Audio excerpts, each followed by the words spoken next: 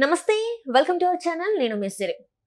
Visakha drugs కేసులో ఒక కొత్త ట్విస్ట్ వచ్చింది. అంటే ఇందులో ఏంటంటే ఇంటర్నేషనల్ అంటే ఒక విదేశీయుడు ఉన్నాడు అని చెప్పేసి అయితే మనకి వార్తలు వస్తున్నాయి. ఇందులో ఎంతవరకు వాస్తవం ఉందనేది మనకి చెప్పడానికి మనతో పాటు ఉన్నారు ప్రముఖ senior journalist, political analyst C S Rao గారు.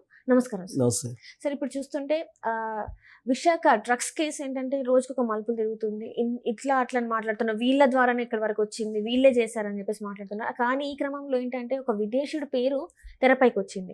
సో నిజంగా ఉన్నాడంటారా, లేకపోతే అది వీళ్ళు కల్పించింది అంటారా? ఇప్పుడు విశాఖ డ్రగ్స్ అనేది చాలా పెద్ద ఎపిసోడ్ అది. దాంట్లో సిబిఐ వాళ్ళు ఎంక్వైరీ చేస్తున్నారు. తొలి రోజుల్లోనే సిబిఐ వాళ్ళు వచ్చి ఇంటర్పోల్ నోటీస్ మేరకు వాళ్ళు సిబిఐ వాళ్ళు ఎంక్వైరీ చేసి విశాఖ ఓడరేవులో ఈ మొత్తం 25,000 కేజీల సంబంధించినటువంటి డ్రగ్స్ కనుగొన్నారు. దాదాపు 25 కేజీల పట్టేటువంటి ఒక బస్తాలు అంటే 1000 బస్తాలు పెద్ద ఎత్తున జరిగింది. దాదాపు 1,00,000 కోట్ల రూపాయల వాల్యూ ఉన్నటువంటి ఆ డ్రగ్స్ అని చెప్పి వినిపించింది. ఆ తర్వాత సీరియస్గా ఇన్వెస్టిగేషన్ జరుగుతుందని చెప్పి అనుకుంటున్న సమయంలో అక్కడ పొలిటికలైజ్ అయింది మొత్తం. అసలు దీని వెనుక తెలుగుదేశం వాళ్ళు ఉన్నారని చెప్పి వైఎస్ఆర్ కాంగ్రెస్ పార్టీ వాళ్ళు, కాదు వైఎస్ఆర్ కాంగ్రెస్ పార్టీ వాళ్ళు ఉన్నారని చెప్పి తెలుగుదేశం పార్టీ వాళ్ళు దీన్ని పొలిటికలైజ్ చేశారు ఫస్ట్ 2 days. అసలు ఆ ఇన్వెస్టిగేషన్ ఏం జరుగుతుంది ఏంటి అనే దాని మీద కాన్సన్ట్రేషన్ చేయలేదు పెద్దగా. దీంట్లో చాలా టిపికల్ అండ్ ట్విస్ట్ ఏంటంటే బ్రెజిల్లో ఈ ఓడ బయలుదేరింది నౌక. ఇది బయలుదేరి ఎక్కడికి వెళ్ళింది, ఎక్కడికి వచ్చింది, ఎప్పుడు రావాలి అనే దాని మీద ఇంకా ఇంతవరకు క్లారిటీ లేదు. ఇప్పుడు దానికి యాక్చువల్గా మనకి GPS ఉంటుంది. అది అసలు దాన్ని ప్రయాణించినటువంటి మార్గం ఏంటి అనే దాని మీద కనుక్కునేదానికి అవకాశం ఉంది. అందుకే బ్రెజిల్ నుంచి ఇన్వెస్టిగేషన్ ఒక టీం చేస్తుంది. ఇక్కడ వైజాగ్లో సిబిఐ, ఇండియన్ సిబిఐ ఇక్కడ చేస్తుంది. భారత్కు సంబంధించిన CBI, central bureau of investigation. So అది చేస్తుంది. బ్రెజిల్లో వాళ్ళు ఏం చేస్తున్నారు, అసలు వీళ్ళు డ్రై ఈస్ట్ అనేది సంధ్య ఆక్వా ప్రైవేట్ లిమిటెడ్ అనేది ఆర్డర్ ఇచ్చింది. ఆర్డర్ ఇచ్చినప్పుడు ఎంత డబ్బు వాళ్ళకి జమ చేశారు, ఎవరికి జమ చేశారు, అక్కడ అసలు ఏ కంపెనీకి జమ చేశారు, అంతే కదా, అమౌంట్ పంపిస్తేనే కదా అక్కడికి వచ్చేది. సో ఎవరికి జమ చేశారు, కాల్ డేటా, అసలు కాల్ డేటా వీళ్ళిద్దరి మధ్య కన్వర్జేషన్ ఏంటి, కాల్ డేటా ఏంటి అనే యాంగిల్లో వాళ్ళు చేస్తున్నారు. అయితే ఇక్కడ అసలు నౌక ఎవరిది, చైనాకు సంబంధించినటువంటి ఓడది. ఆ చైనాకు సంబంధించినటువంటి నౌకని ప్రయాణించేటప్పుడు అది తమిళనాడు తీర ప్రాంతానికి వెళ్ళింది అని చెప్పి ఒకటి. యాక్చువల్గా ఫిబ్రవరిలో రావాలి, మార్చి 2nd వీక్ వరకు ఎందుకు ఉంది అనేది ఒకటి. ఇంకోటి ఈలోపు ఏంటి, ఎర్ర సముద్రంలో అక్కడ హూతీ అనేటువంటి తీవ్రవాదులు కొంత అడ్డగించారు. ఈ వాణిజ్య నౌకలను అడ్డగిస్తూ ఉంటుంటారు అప్పుడప్పుడు. దాంట్లో భాగంగా చైనాకి అలాగే రష్యాకి మధ్య ఉన్నటువంటి ఈ ఎర్ర సముద్రంలో ఇలాంటి హైజాక్ జరుగుతూ ఉంటుంది. హైజాక్ జరిగి కొన్ని డైవర్షన్ చేశారా, లేదు వాళ్ళతోటి ఈ డ్రగ్స్కి సంబంధించినటువంటి డాన్స్ యొక్క ప్రమేయం ఉందా, ఇవన్నీ చాలా లోతుగా వెళితే కనుక ఇంటర్నేషనల్ వ్యవహారాలు ఉన్నాయి. సో ఇంటర్నేషనల్ వ్యవహారాలు ఉన్నాయి కాబట్టి ఈ ఇంటర్నేషనల్ సంబంధించినటువంటి మాఫియా కాబట్టి దీన్ని ఛేదించడం అనేది అంత ఈజీ కాదు. అన్ని దేశాలతో సంబంధించినటువంటి వ్యవహారం ఇది. సో ఇక్కడ ఆంధ్రప్రదేశ్కి వచ్చేటప్పటికి ఎస్పెషల్లీ సిబిఐ వాళ్ళు ఇక్కడికి వచ్చేసి వాళ్ళు ఎంక్వైరీ చేసినప్పుడు సంధ్య ఆక్వా ప్రైవేట్ లిమిటెడ్ అడ్రస్ దొరికింది. అడ్రస్ దొరికినప్పుడు వాళ్ళని ఎంక్వైరీ చేసినప్పుడు ఆ ఎంక్వైరీలో ఆ కంపెనీకి సంబంధించినటువంటిది ఏంటి అనేది యజమానుల్ని, నిర్వాహకుల్ని వాళ్ళని ఎంక్వైరీ చేస్తే ప్రకాశం జిల్లాకు సంబంధించిన ఈదుమూడి అనేటువంటి గ్రామానికి సంబంధించినటువంటి కోటయ్య, అలాగే వీరభద్రరావు అనేటువంటి వాళ్ళు ఈ కంపెనీని నిర్వహిస్తున్నారు అని చెప్పి బయటపడింది. బయటపడినటువంటి క్రమంలో అప్పుడు కోటయ్య చౌదరి, వీరభద్రరావు చౌదరి అని చెప్పి తగిలించి వైఎస్ఆర్ కాంగ్రెస్ పార్టీ వాళ్ళు ఇది చౌదరి కాబట్టి తెలుగుదేశం పార్టీకి అంటగట్టారు. సో ఇక్కడ సమాజంలో ఏమైందంటే చౌదరి అంటే తెలుగుదేశం, రెడ్డి అంటే వైఎస్ఆర్ కాంగ్రెస్ పార్టీ లేదా కాంగ్రెస్ పార్టీ, తెలంగాణని విమర్శిస్తే వీడు ఆంధ్రోడు, భారతదేశాన్ని నరేంద్ర మోడీని విమర్శిస్తే ఇటు భారత ద్రోహి, ఇలా అయిపోయింది. ఇలా సిస్టమ్ని ఇలా తీసుకొచ్చారు సమాజంలో. సో అసలు ఆయన పేరు కోటయ్య, వీరభద్రరావు, వాళ్ళ పేర్లు యాజ్ టీజ్గా రాయొచ్చు కదా, దానికి మళ్ళీ చౌదరి తగిలించి దాన్ని తెలుగుదేశం పార్టీతో లింక్ పెట్టారు. తెలుగుదేశం పార్టీ వాళ్ళు ఏమంటున్నారు, అసలు డ్రగ్స్కి సంబంధించినటువంటి డాన్సే తాడేపల్లిలో ఉన్నారు అని వాళ్ళు అంటారు. గతంలో కూడా విజయవాడలో వాళ్ళు ఆసీ ట్రేడర్స్ అని చెప్పి ఒక అడ్రస్ పెట్టి వాళ్ళే చేశారు. మొత్తం డ్రగ్స్ కేంద్రంగా మార్చారు విశాఖపట్నాన్ని, మొత్తం డ్రగ్స్ క్యాపిటల్గా మార్చేశారు వైఎస్ఆర్ కాంగ్రెస్ పార్టీ వాళ్ళు. అసలు సింపుల్, అసలు రాష్ట్రంలో ఉండేటువంటి పోలీసులు, విశాఖ కమిషనరు, అసిస్టెంట్ కమిషనరు లేదా అడిషనల్ కమిషనర్ వీళ్ళందరూ వెళ్లాల్సిన అవసరమే ఉంది సిబిఐ దగ్గరికి. వాళ్ళు అడ్డుకునేటువంటి ప్రయత్నం ఎందుకు చేశారు కాబట్టి ప్రభుత్వంలో ఉండేటువంటి పెద్దలే దీని వెనక ఉన్నారు, ఇంటర్నేషనల్ స్మగ్లర్స్ తోటి వీళ్ళు చేతులు కలిపారు అనేది తెలుగుదేశం పార్టీ వాళ్ళు చేస్తున్నటువంటి ఆరోపణ. ఇదంతా ఒక ఎత్తు అయితే బస్సు ఒకటి బయటపడింది, ఇది సంజయ్ ఆక్వా కంపెనీ పక్కన. అసలు ఆ బస్సులు ఏమున్నాయి అంటే పెద్ద పెద్ద ఫైల్స్ ఉన్నాయి, తర్వాత బాక్సులు ఉన్నాయి అని చెప్పి కనుగొన్నారు పోలీసులు, టాస్క్ ఫోర్స్ పోలీసులు కనుక్కున్నారు.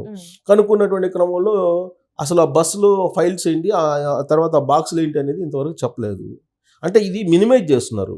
అది లోకల్ పోలీసులు చేస్తున్నారా లేదంటే ఇంటర్నేషనల్ మాఫియా ఇన్వాల్వ్ అయిపోయి దాన్ని బయట రానియట్లేదా నిజాలు అనేది తెలియట్లా. బస్సును బాటికి బస్సు వదిలిపెట్టేసారు, బస్సు వెళ్ళిపోయింది. మరి ఆ ఫైల్స్ బాక్సులు ఏంటి, ఆ ఫైల్లో ఏమున్నాయి అని అంటే ఫైల్ సీజ్ చేసామని చెప్తున్నారు. తర్వాత సంజయ్ ఆక్వాలో పనిచేసేటువంటి ఎంప్లాయీస్ అందరి ఫోన్లు హ్యాండ్ ఓవర్ చేసుకున్నారంట సిబిఐ వాళ్ళు. అలాగే ఆ ఫోన్లో ఎవరెవరితోటి ఏం మాట్లాడారని ఇన్వెస్టిగేషన్ చేస్తున్నాము అని చెప్పి చెప్తున్నారు. ఈలోపు ఏంటి, ఎన్నికల కోడ్ ఉన్నటువంటి సమయంలో ఒక విదేశస్తుడు సంజయ్ ఆక్వా ఫామ్ నుంచి కారులో వస్తున్నటువంటి క్రమంలో సోమవారం రోజు అక్కడ ఉండేటువంటి స్పెషల్ పోలీసులు ఆయన్ని కారుని తనిఖీ చేశారు. తనిఖీ చేసినటువంటి క్రమంలో ఆయన విదేశస్తుడు అని చెప్పి కనుక్కున్నారు. సో విదేశస్తుడు కనుక్కుంటే ఈలోపు ఆయన ఏం చేశాడు, సంజయ్ ఆక్వా ఫామ్ వాళ్ళకి ఫోన్ చేశాడు. చందా ఆక్వా ప్రైవేట్ లిమిటెడ్ కంపెనీ వాళ్ళకి ఫోన్ చేశాడు ఇతను, ఇది విదేశస్తుడు. ఫోన్ చేయగానే అసలు సంజయ్ ఆక్వా వాళ్ళకి ఇతనికి ఏంటి సంబంధం అనేటువంటి యాంగిల్లో పోలీసులు ఇన్వెస్టిగేషన్ చేశారు. తర్వాత 3 hours తర్వాత సంజయ్ ఆక్వా వాళ్ళు వచ్చి అతన్ని విడిపించారు అని చెప్పి అంటున్నారు. అసలు ఆయన ఎవరు, విదేశస్తుడు, ఎందుకు సంజయ్ ఆక్వా ఫామ్కి వచ్చారు, అసలు ఈ సంజయ్ ఆక్వా వాళ్ళకి ఇతను విదేశస్తుడికి సంబంధం ఏంటి అనేది బయట పెట్టారు కదా పోలీసులు. ఏం లేదు, అదేం బయట పెట్టకుండా వదిలిపెట్టేసి దానికి సంబంధించిన రిపోర్ట్ ఏం చెప్తున్నారు ఇప్పుడు లేటెస్ట్ అనమాట. అతని పేరు ఏదో టాంగా అని, అతను ఏదో విచారిస్తే బయటపడిందని చెప్పి. ఇది విశాఖ డ్రగ్స్ ర్యాకెట్లో ఇప్పుడు సంజయ్ ఆక్వా ఎక్స్పోర్ట్స్, దాని పేరు ఎక్స్పోర్ట్స్ ఫామ్ కదా ఎక్స్పోర్ట్స్, సంజయ్ ఆక్వా ఎక్స్పోర్ట్స్ పరిశ్రమకి ఒక విదేశీయుడు వెళ్ళి రావడాన్ని నగదుతో పోలీసులు తనిఖీలు చేశారు. పోలీసులు తనిఖీ చేసినప్పుడు ఆయన దగ్గర ఏదో 1,00,000 ఉంది. ఇప్పుడు ఎన్నికల కోడ్ సందర్భంగా ఏంటంటే 50,000కి మించి తీసుకెళ్ళడానికి లేదు. సో 1,50,000 ఉన్నాయి, మేము పట్టుకున్నాం 1,30,000 అని చెప్పి సీజ్ చేసామని చెప్తున్నారు. అంటే ఎంత దొరికిందో ఎంత సీజ్ చేశారో మనకు తెలియదు. వాళ్ళు చెప్తున్నట్టు రిపోర్ట్ ప్రకారం, పోలీసుల రిపోర్ట్స్ ప్రకారం అసలు సంజయ్ ఆక్వా ఎక్స్పోర్ట్స్ నుంచి విదేశీయుడు నగదుతోటి వెళ్తుంటే అసలు అది ఎంత డబ్బుతో వెళ్తున్నాడో తెలియదు కదా. అసలు బస్సు ఉంది, బస్సులో అంతకు ముందు రోజే బస్సును కనుక్కున్నారు, దాంట్లో ఫైల్స్ ఉన్నాయన్నారు, బాక్సులు ఉన్నాయన్నారు.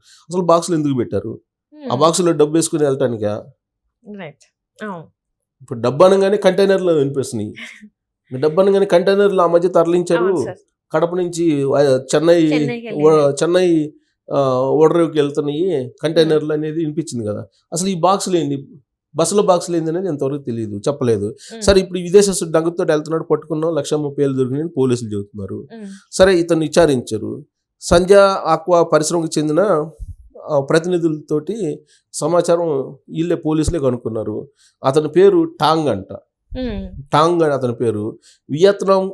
వియత్నాంకు సంబంధించినటువంటి అతనంట.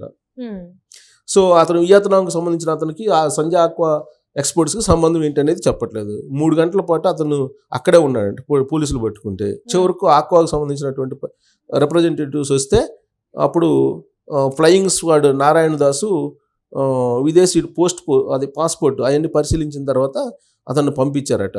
ఇదంతా జరిగింది కొత్తపల్లి మండలం మూలపేటలో సంజయ్ ఆక్వా ఎక్స్పోర్ట్స్ పరిశ్రమకి ఇతను వచ్చి వెళ్తున్నప్పుడు ఇదంతా జరిగిందని చెప్పి వాళ్ళు చెప్తున్నారు పోలీసులు. అంటే పోలీసులు చెప్పింది మనం వెంటనే దాని వెనక ఏం జరిగింది, ఎందుకున్నారు, ఏంటి అనేది గోప్యంగా ఉంటున్నారు. సిబిఐ వాళ్ళు అలానే ఉన్నారు.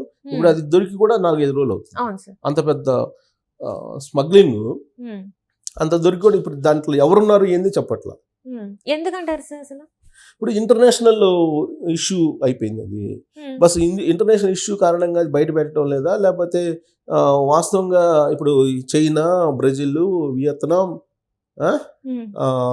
తర్వాత ఈ దావోస్ ఇవన్నీ ఇన్వాల్వ్ అయి ఉన్నాయి కంట్రీస్ అన్ని. దీని అంతటికి తాడేపల్లి లింక్ ఉందని చెప్పి ఒక ఆరోపణ తెలుగుదేశం పార్టీ వాళ్ళు చెప్తున్నారు. సో ఇదంతా ఇంటర్నేషనల్ లింక్, దీన్ని ఛేదించడం అనేది అంత ఈజీ కాదు. ప్లస్ ఆర్గనైజ్డ్ అన్ఆర్గనైజ్డ్ క్రైమ్ అని ఉంటుంది. ఇది ఆర్గనైజ్డ్ క్రైమ్ ఏమన్నా చేస్తున్నారా తెలియకుండా చీకటి కోణంలో అనేది కూడా అర్థం కావట్లా. సో మొత్తం మీద రోజుకొక ఇష్యూ దాంట్లో బయటకు వస్తుంది, అనుమానాలు కూడా పెరిగిపోతున్నాయి, పొలిటికలైజ్ అయింది ఇంకొక వైపు. సో దీంతో అసలు అక్కడ ఏం జరుగుతుంది ఏంటి అనేది కొంత ఆసక్తిగా ఉంది. ప్లస్ కొన్ని అపోహలు కూడా వస్తున్నాయి దీని మీద నుంచి. Right sir.